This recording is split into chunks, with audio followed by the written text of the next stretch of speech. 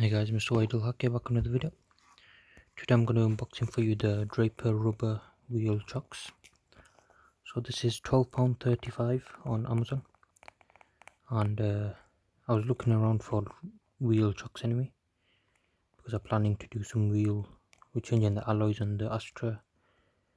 We're going to do some engine oil and stuff on the next car, so we're going to need some stands, jack stands, all that stuff.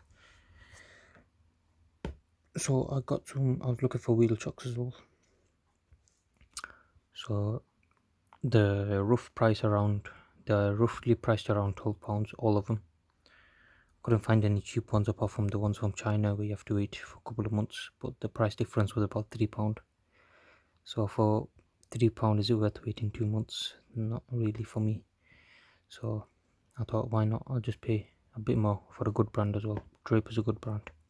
It's a known brand in Britain. So yeah, and it's got guarantee as well. So rubber wheel chock, £12. I actually didn't pay £12 because I had a prime thing as well. I had a prime offer, so I got £5 off, so it was about £6 something. So it worked out, and yeah. So for £6 something you get two. Well, for you guys it won't be £6 something. It'll be the full price of £12. So for £12 you get two of these. I'll show you what it looks like. So on the box, to be used in conjunction with jack stands and axle stand, suitable. I'll show you another video, by the way, on how to use these properly. So it's a non-slip surface, not much else on here. Yeah, so it's for jacking your car up and stuff, so your wheels don't move, say you're on a hill or something or whatever, which the Astra is, so that's our main reason. Okay,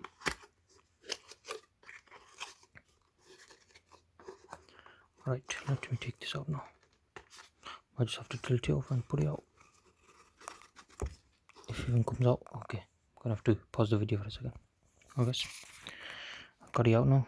It smells very horrible. It smells of full rubber. Okay, so this is the way you'll be using it.